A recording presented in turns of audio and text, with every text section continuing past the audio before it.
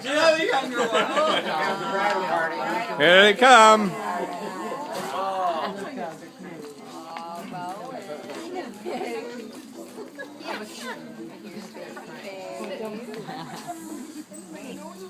Oh, the little flower girl.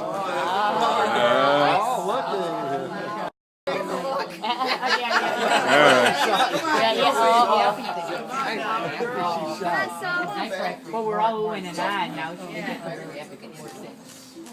Oh, he's the flower girl. Throw your dad some flowers. Whee! Okay, here comes another one.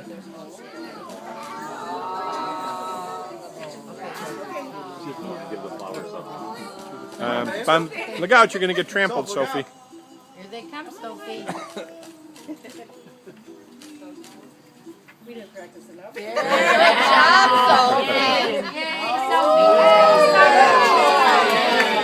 Good job, Sophie. Yeah. Keep walking, though. Good job, Sophie. All the way to Grandpa. Gotta go this way, Grandpa. Having a good time. This way, honey. No more flowers yet. That way by Grandpa. Yeah. You and Sophie are a pair, I'll tell you. They're not part of the party. They're all yellow. Somebody. I'm an alternate. You're an alternate. Oh, good. You're an alternate. I thought it was true, and then I was going to say, no, he's a puppet. So is Bob. You may all wonder why I'm the Reverend. Well, in 1972, Daddy and Jim got married. In 1972, I left the priesthood. But I had I performed many marriages before that. But now, for 37 years, we've been friends. And a lot of good times and a few bad times. But it started out with maybe a trip to the Hyatt in Chicago. Then I went to Hawaii, St. Petersburg, Florida, Cancun, where we saw a shooting. Aruba for many years, where we met some Joel and Elaine. But we have many stories, and of course Jim has done many things that embarrassed us. But would you believe that? No. But it's been 37 happy years, and I'm really honored to have been asked to perform this renewal of their vows. It is a pleasure to share today's special occasion with you and your family. Carrie, Randy, Sarah, Michael, Jimmy, Gina, Sophie, Emmett, Liam, Isla Mary, Bowen, and Maeve. Did I do it right? You did. Okay. These girls are looking at me like, you better get it right, Don. Many people believe that entering into marriage is the final step in a romantic relationship. As they see it, a couple meets, gets to know each other, falls in love, decides they want to go through life together, and then take the final step, marriage. But marriage is not meant to be the final step in a couple's relationship. It is really just the beginning of a grand adventure that hopefully will be long and rewarding for each couple. You have shared the joys, blessings, and yes, the challenges of married life for 40 years. And today you wish to reconfirm your commitment to working together to make your marriage grow in the years to come.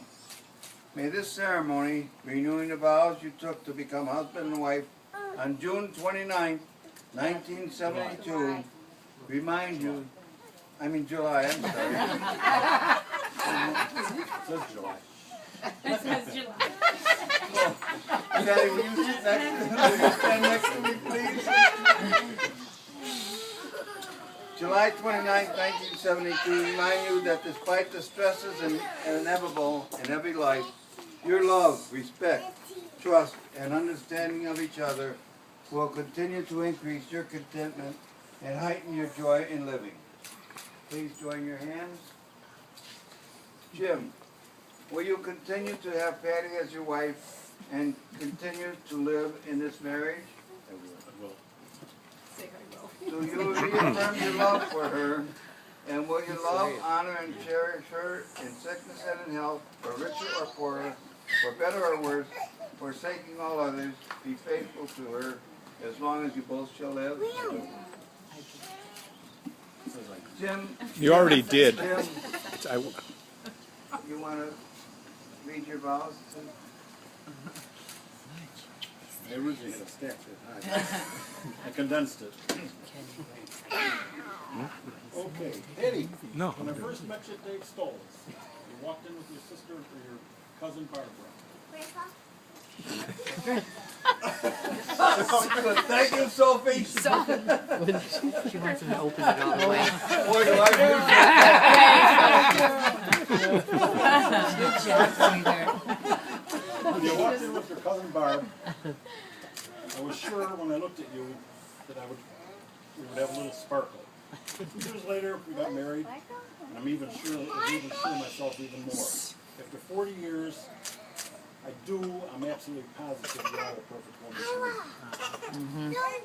You've always backed me 100% with any decision I wanted to make, big or small. When I started the business, the girls were 5 years old and Jimmy was 3. I had a really good job, paying good, and we were happy. You went along with me, and I appreciate it. I appreciate it then, I appreciate it now. I was busy all the time and I wasn't home. We were the taskmaster of the kids. We worked with them hour on end. And never once complained about it when I wasn't there. It had to be hard on you, and if I never said it before, thank you. What you did was above and beyond without any help. When I came home from work every night, you'd already eaten dinner with the kids. You'd sit down with them and do their homework. Then you would sit down and eat dinner with me. Right from there, I'd go to making more phone calls. We continued working with the kids, making them do their homework, working hard with them. And for that's the reason they turned out the way they have. And they've got good study habits because of it. Life changed for us when my heart problems came about. But again, every day you were there for me. When I woke up in the hospital, you took care of me just like a little nurse would. I appreciate it then, I appreciate it now. Life threw us another loop last year with your breast cancer diagnosis. After having 2 previous cancers, I'm so proud of the way you've dealt with all this. You've never complained, and you've never said, why me? You're an inspiration to me, and you're an inspiration, I'm sure, to everybody here. The bottom line, Red, if I had to do it all over again, I'd choose you again in a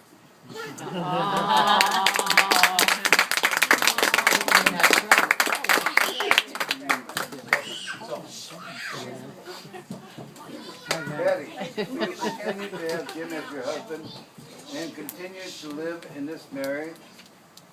I wish you kept your glasses. Do you reaffirm your love for him? And will you love, honor, and cherish him in sickness and in health, for richer or poorer, for better or for worse, and forsaking all others, be faithful to him as long as you both shall live?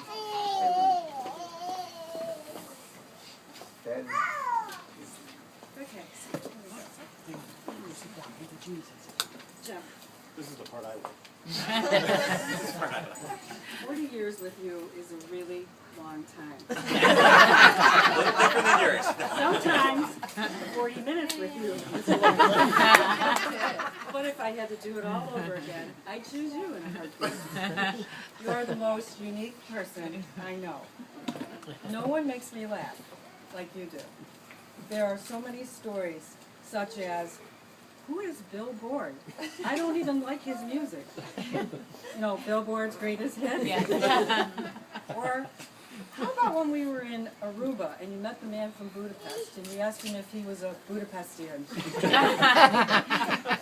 And Jim, who puts their trophy from a vacation with the guys in a Midlothian country's trophy case and then puts a picture there, only the picture has your face on all the guys? Only you! But there's a lot more to us than laughter. So to express how I feel, I went back to the traditional vows we took 40 years ago. First of all, to love, honor, and cherish, still do after 40 years, for better or worse. Through the years, you've made me a better person. For richer or poor, It's never been about money. It's about the richness of our life. We have 3 fantastic children who married 3 amazing spouses, and we have 6 of the most beautiful grandchildren. Doesn't get any better than family. Lastly, your sickness and health. This is the tough one. We started out healthy, but life's given us some bad luck. First, your heart disease. It's hard to believe it's been almost 15 years. I was devastated at how sick you were. I know I bug you all the time about your health, but I don't know what I would do without you. And then there was last year. You've been my rock through it all. If I was down, you brought me up. If I was sad, you made me laugh. If I was afraid, you made me brave. If I felt ugly, you made me feel pretty, even though I'm bald. I can't thank you enough for all of your loving support. I know it must have been hard for you too. So let's celebrate our life with our family and our friends. And so,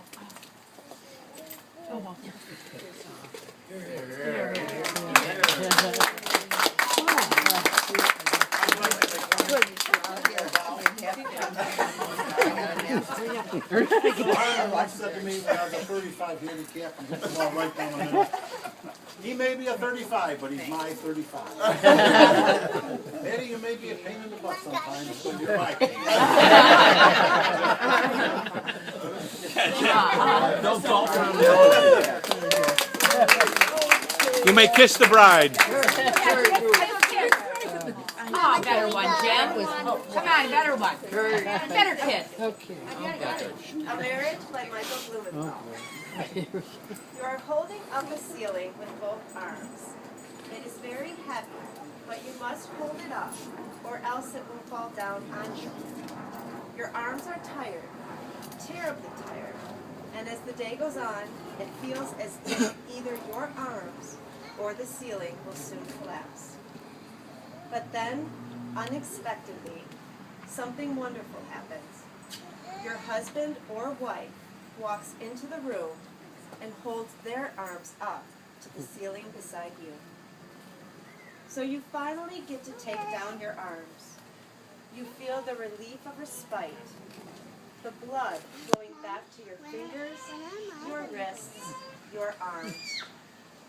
And later, when your partner's arms tire, you then hold up your own to relieve their pain. And it can go on like this for many, many years without the house ever falling down.